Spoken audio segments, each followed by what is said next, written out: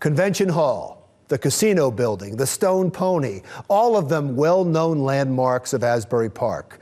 That small city is still on the long road to recovery from the riots 4.5 decades ago.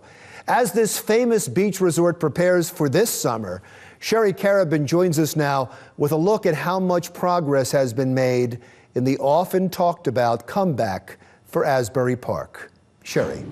Thank you, Larry. Since the 1980s, there have been several attempts to revitalize Asbury Park, but they had little impact. However, officials say that's not the case with the most recent effort begun in the mid-2000s, which has not only transformed the boardwalk, but is quickly turning Asbury Park into a year-round destination. It's not the Asbury Park your grandparents remember, and it may not even be the place you frequented growing up.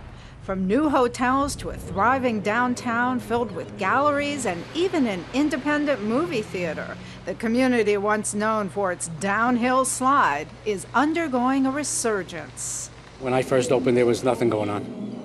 It took quite a while for it to get to this point. Well, it took till now. Boardwalk's coming back. It's great to see. We're going to go downtown, Cookman area, and have something to eat. Great selections of restaurants down there. So Asbury's coming back. Founded in 1871 by devout Methodist James A. Bradley, Asbury Park was named after Bishop Francis Asbury, who spread Methodism in America. But its religious roots faded. In the 1920s, the Casino and Convention Center went up. Asbury Park also became known for its lavish hotels like the recently renovated Berkeley Carteret. Together with its beautiful beaches, shops, and amusement park, historians say the city evolved into a go-to destination for dignitaries, movie stars, singers, and families alike. I don't know whether you realize it or not, but my grandparents, back when they got married, people went on honeymoons. And my grandparents, there were 3 destinations back then. We were looking back in the 40s and the 50s, and they were Niagara Falls, Virginia Beach, and Asbury Park. People came from all over the world to be here. In its heyday, right, there was the merry-go-round, the Ferris wheel, hundreds of stores, the beaches were beautiful. Well, the beaches look pretty good right now. But, yeah, I've seen it in its heyday, and then I saw it gradually go down. What led to the decline? Historian Don Stein says there were a number of contributing factors.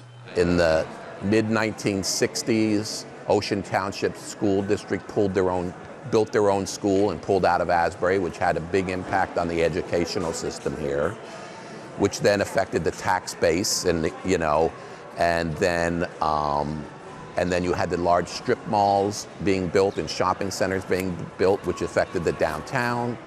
But it all came to a head in July 1970 when the city's west side was rocked by a week of rioting. It basically ruined the west side. The west side, especially along Springwood Avenue, was considered one of the commercial districts of Asbury.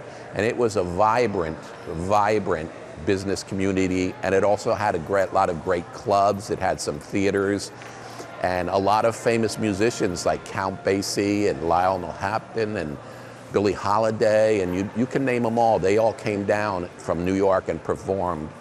In the 1980s, city officials embarked on what would prove to be a long path to revitalization, adopting an ambitious redevelopment plan, which included the Ocean Mile condominium project. However, it all came to a halt after the developer went bankrupt and residents were left with only the framework of what might have been. I think that skeleton of a structure has kind of been what people have viewed as Asbury not ever successfully coming back. So they tried to build it in the 80s, it didn't work. They tried to build it in the 90s, it didn't work. They imploded it in the 2000s, and we have it now coming online as 1101. So if you go down to the waterfront, you're going to see a tremendous amount of work being done in the waterfront on that structure. Once completed, 1101 Ocean Ave will feature a hotel, residential housing, and retail. But that's only a piece of the story.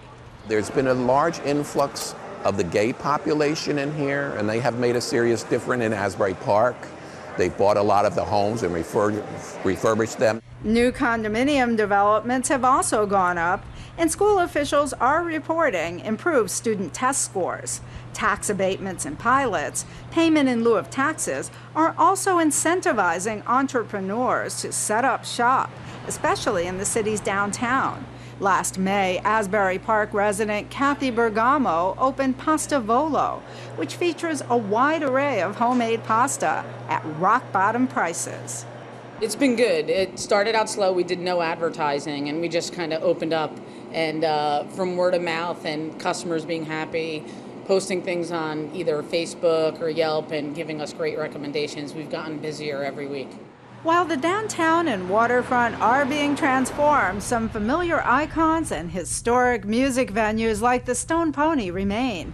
Deputy Mayor Quinn says the next frontier is to add housing and amenities on the city's west side, which recently got a new park. The changes that have taken place are already increasing revenue.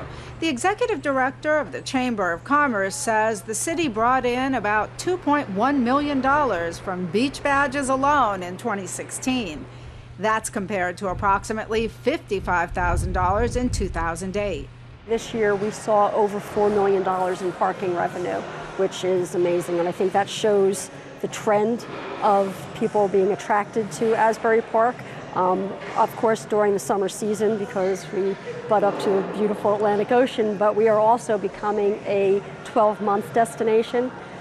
People are very well aware of our dining, our art, culture, retail shops. While there's still much left to do, Deputy Mayor Quinn says she's confident the city will be able to stay the revitalization course, providing everyone with even more reasons to stop by for a visit or call Asbury Park home. This is Sherry Karabin reporting for Jersey Matters.